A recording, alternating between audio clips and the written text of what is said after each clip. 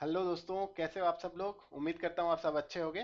तो आज के वीडियो में हम देखेंगे कि सेकंड नॉर्मल फॉर्म क्या होता है डेटाबेस में। ठीक है, 2NF जिसको बोलते हैं हम लोग। 1NF तो हम पिछले वीडियो में देखे थे और सारा कुछ देखे थे कि भाई 1NF 2NF 3NF BCNF, ये चार टाइप के मोस्टली हमारे पास नॉर्मल फॉर्म होते हैं। तो फर्स्ट नॉर्मल फॉर्म को बहुत ही डिटेल में हमने पिछले वीडियो में देखा है। अगर आपने वो वीडियो मिस कर दिया होगा तो आप पीछे जाके वो देख सकते हो उस वीडियो को। ठीक है, आज हम फोकस करेंगे 2NF क्या होता है। तो मैंने थोड़ा सा यहाँ पे टाइम सेव करने के लिए ये टेबल वगैरह बना के रखा हुआ है और रूल भी बना के रखा हुआ है। ठीक है, यहाँ पे लेकिन मैं इसको समझाऊंगा, आपको बहुत अच्छे से समझ में आएगा, आप टेंशन बिल्कुल मत लेना। ठीक है, देखो, टू नॉर्मल फॉर्म और सेकेंड नॉर्मल फॉर्म क्या बोलता है। इसमें तो पहली बात तो दो चीजें समझ में आती हैं यहाँ पे। दो चीज समझ लो पहले। ये बोलता है कि अगर कोई टेबल टू नॉर्मल फॉर्म में है, ठीक है, तो मेरे को कैसे पता चलेगा। वो दो रूल सिंपल फॉलो करने चाहिए। एक तो वो पहले नॉर्मल फर्स्ट नॉर्मल फॉर्म में होना चाहिए। ठीक है, तो अब हम चेक करेंगे कि फर्स्ट नॉर्मल फॉर्म में है कि नहीं है ये टेबल। तो फर्स्ट नॉर्मल क्या बोलता है कि जो भी कॉलम है सारे कॉलम्स का वैल्यू एटॉमिक होना चाहिए। तो इसमें एटॉमिक है ना, देखो है ना। इसमें मुंबई क्या बोलते हैं, इसमें मुंबई नहीं है, बेंगलोर मुंबई कॉमा करके नहीं है ना। तो एक ही सिंगल सिटी है ना पर्टिकुलर इस रो के लिए। तो इसका मतलब ये है कि ये जो है फर्स्ट नॉर्मल फॉर्म में है, तो हम लोग चेक कर दिए। ठीक है, सेकेंड जो रूल बोलता है कि अगर कोई टेबल सेकेंड नॉर्मल फॉर्म में है तो पहला तो ये सेटिस्फाई करना चाहिए कि फर्स्ट नॉर्मल फॉर्म में है। ठीक है, दूसरा सेटिस्फाई करना चाहिए कि all the non prime column should be fully dependent on candidate की।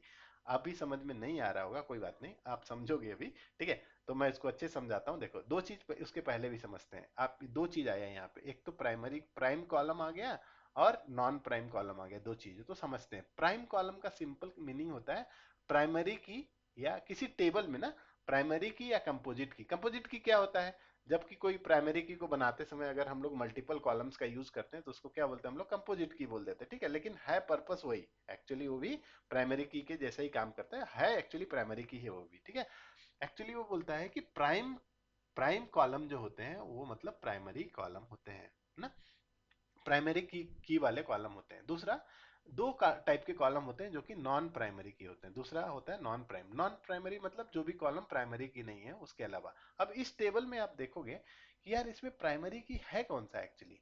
तो इसमें जो है प्राइमरी की है एक्चुअली एक सिंगल कॉलम नहीं है प्राइमरी की। ठीक है, इसमें आप देखोगे कस्टमर आईडी स्टोर आईडी दोनों भी नहीं है, सिटी तो है ही नहीं। देखो इसमें रिपीटेड वैल्यू है, स्टोर आईडी भी रिपीटेड नहीं है क्योंकि 30 30 यहाँ भी आए। यहाँ कस्टमर आईडी भी प्राइमरी की नहीं है।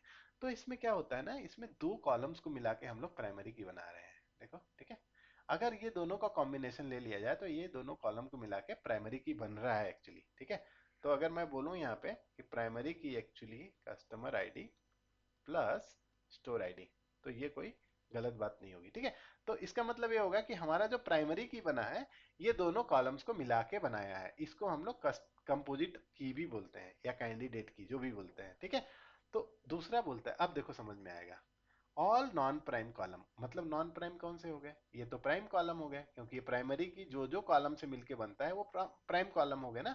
तो ये प्राइम कॉलम हो गया और ये भी प्राइम कॉलम हो गया, ये दोनों हो गए। ठीक है, ये जो है नॉन प्राइम है भाई, ये नॉन प्राइम कॉलम है।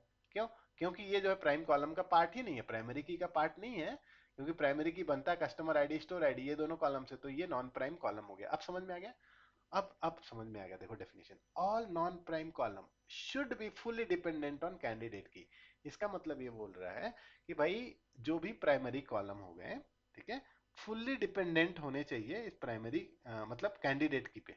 अब आप देखो इसमें ये नॉन प्राइम है, क्या ये जो है फुल्ली डिपेंडेंट है इस की पे, इस की पे फुल्ली डिपेंडेंट है। एक्चुअली फुल्ली डिपेंडेंट नहीं है इसकी पे। कैसे, देखो बैंगलोर यहाँ पे आ गया, यहाँ भी बैंगलोर है। अगर मैं बोलता हूं कि इस प्राइमरी की पे, ये प्राइमरी की मिलके बना है 1 और 30, 1 + 30, ठीक है ना। ये बैंगलोर का वैल्यू जो है 1 + 30, तो यहाँ पे सेम चीज देखोगे 230 है। इसका मतलब ये बोलता है कि भाई ये जो प्राइमरी की जो आप बनाए हो कस्टमर आईडी स्टोर आईडी मिला के, इस दोनों पे जो है बैंगलोर जो है non prime column fully dependent नहीं करता है। ये एक्चुअली देखा जाए तो डिपेंड करता है स्टोर आईडी पे, सिंपल। ठीक है, कस्टमर आईडी पे डिपेंड ही नहीं करता है। इसीलिए ये बोला यहाँ पे कि all non prime column should be fully dependent on candidate की, लेकिन हमारा कैंडिडेट की मिल के दोनों से बना है, इसीलिए ये जो है फुल्ली डिपेंडेंट ही नहीं करता है, ये एक्चुअली देखा जाए तो डिपेंडेंट करता है आईडी पे, कस्टमर आईडी पे। तो ये एक्चुअली मेरा टेबल जो है सेकेंड नॉर्मल फॉर्म में नहीं है भाई। तो अब क्या करेंगे हम इसको, इसको नॉर्मल फॉर्म में, सेकेंड नॉर्मल फॉर्म में कन्वर्ट करेंगे। और कैसे करेंगे, ऐसे करते हैं कि ये जो कॉलम है, मतलब बेंगलोर है तो स्टोर आईडी 30, हमको कस्टमर आईडी से लेना ही देना नहीं है। यहाँ पे भी जो है अगर बेंगलोर है तो ये 30 इसके ऊपर ही डिपेंडेंट होना चाहिए। इस केस में ऐसे लग रहा है कि ये दोनों को मिला के प्राइमरी की जो बना रहे हैं तो इस पर डिपेंडेंट होता है, ऐसा नहीं है एक्चुअली। तो क्या कर रहे हैं, इसको टेबल को ब्रेक कर देते हैं, दो टेबल में बनाते हैं। और देखो बड़े मजेदार बात होगी और वो समझेंगे कि सेकेंड नॉर्मल फॉर्म बनाने के लिए भी हम लोग ब्रेक कर रहे हैं टेबल को। अब क्या करेंगे, एक दो टेबल बनाते हैं हम लोग, ठीक है, सिंपल दो टेबल बनाते हैं यहाँ पे। एक काम करता हूँ यार, मैं ना यहाँ पे बनाता हूँ तो थोड़ा सा दिखेगा भी अच्छे से, ठीक है। दो टेबल बनाते हैं, एक टेबल जो है कस्टमर टेबल, इसमें जो है इसमें डालता हूँ कस्टमर आईडी, ठीक है। और दूसरा डालता हूँ स्टोर आईडी, है ना। कस्टमर आईडी स्टोर आईडी दो कॉलम बनाया मैंने, ठीक है, ऐसे बना देता हूँ, ठीक है। दूसरा जो है स्टोर आईडी और सिटी, ठीक है। दूसरा जो है, एक मेरा ये टेबल हो गया, दूसरा हो गया स्टोर आईडी और एक सिटी। जैसा कि मैंने बोला ना कि स्टोर आईडी के ऊपर सिटी डिपेंड करता है कि नहीं, स्टोर आईडी 30 है तो ये है। तो अब एक काम करते हैं, ये देखो मैंने ये दो टेबल को डिवाइड कर दिया। अब फिर उसके बाद चेक करेंगे कि भाई ये रूल सर्टिफाई हो रहा है कि नहीं। पहले तो हम लोग इसमें डेटा भर लेते हैं फटाफट। स्टोर आईडी जो बोलता है, स्टोर आईडी बोलता है भाई यार कम करो, 20 हो गया, 30 हो गया और 40, तीन ही है ना यहाँ पे स्टोर आईडी। ये जो 20 वाला है ये क्या है, 20 वाला है जो हमारा है दिल्ली है ना, दिल्ली है। ये बेंगलोर है और एक मुंबई है। परफेक्ट। बाकी जो भी है इतने ही है ना। कस्टमर आईडी, अब देखो कस्टमर आईडी कितना है, 1 2 3 और 4, चार है ना। अब इसमें क्या बोल रहा है कि स्टोर आईडी क्या क्या है। अब ये कस्टमर के हिसाब से एक्चुअली चार है, एक सेकेंड एक सेकेंड एक सेकेंड, चार नहीं है एक्चुअली, 1 2 3 यूनिक तो चार है, ठीक है। लेकिन स्टोर आईडी इसमें अलग अलग है ना। तो अब इसमें काम करते हैं, इसमें जो है यहाँ पे आ जाएगा 30, एक मिनट यार, 1 1 2 3 4, ठीक है ना। 30 हो गया, 20 हो गया, फिर 2 के लिए 30 हो गया, फिर 40 हो गया और 30 हो गया। एग्री। कुछ नहीं किया मैंने, ये वाला पोर्शन लिया और यहाँ पे डाल दिया। और दूसरा क्या किया मैंने, एक स्टोर, इसको स्टोर आईडी बोल सकते हैं, मतलब इसको स्टोर टेबल बोल देंगे, ठीक है। और इसको ना कस्टमर टेबल बोल देंगे, ठीक है दोस्तों, मॉडिफाइड कस्टमर टेबल जो भी है, ठीक है। अब देखो समझ में आ रहा होगा। अब मैं देखता हूँ भैया मैंने ब्रेक कर दिया। अब अगर मेरे को कुछ डेटा चाहिए, समझो कस्टमर आईडी भी चाहिए सिटी भी चाहिए, तो मैं क्या करूंगा, दोनों को ज्वाइन करके मैं ले लूंगा, ठीक है। लेकिन अब मैं चेक करता हूँ कि भाई जो मेरा सेकेंड नॉर्मल फॉर्म बोलता था, क्या वो रूल सेटिस्फाई हो गया। क्या बोलता है ये, all non prime column should be fully dependent on candidate की। अब देखो इसमें कैंडिडेट की या प्राइमरी की है क्या, पहले ये भी देख लेते हैं इसमें ना। तो प्राइमरी की जो है अगर मैं आपको दिखाऊं यहाँ पे, इसमें इसमें इसमें अगर मैं देखूंगा, इसमें यार एक ना कस्टमर आईडी यहाँ पे ना, कस्टमर स्टोर लिखना पड़ेगा ये टेबल का नाम। मैं इसमें लिखता हूँ cust underscore store sum ID. Actually मैं एक अलग से कॉलम ऐड करता हूँ दोस्तों, ठीक है। इसका वैल्यू रहेगा 10 20 30 40 50 कुछ भी, है ना। लेकिन ये जो है ये प्राइमरी की रहेगा हमारा, ठीक है। अभी हम इसमें देखते हैं, ये हमारा प्राइमरी की है इस टेबल के लिए, ठीक है।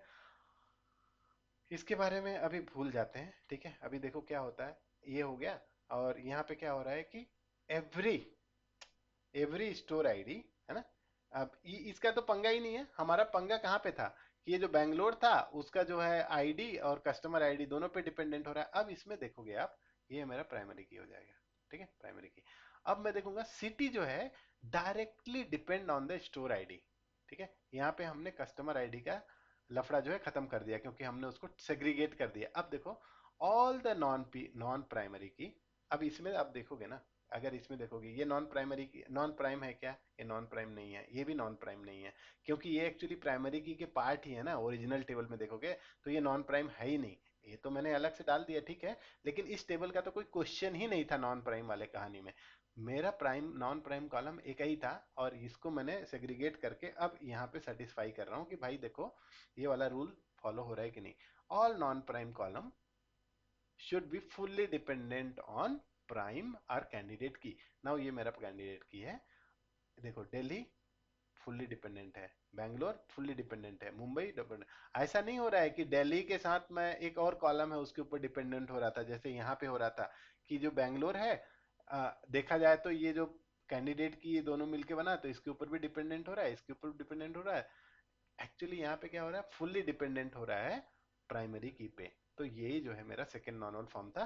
दोस्तों मैं कोशिश किया कि मैं बताने के लिए आपको, होपफुली आपको समझ में आया होगा सेकंड नॉर्मल फॉर्म क्या होता है। ठीक है, और अगर अभी भी कुछ डाउट है, ठीक है, तो वीडियो को फिर से एक बार देखना। अगर फिर भी नहीं समझ में आया तो मुझे कमेंट करना, मैं फिर से क्लैरिफाई करूंगा अच्छे से। ठीक है, लेकिन मुझे लगता है कि ये सेकंड नॉर्मल फॉर्म आपको समझ में आ गया होगा। आगे की वीडियो में हम लोग बाकी के नॉर्मल फॉर्म देखेंगे। तब तक के लिए happy learning, God bless you.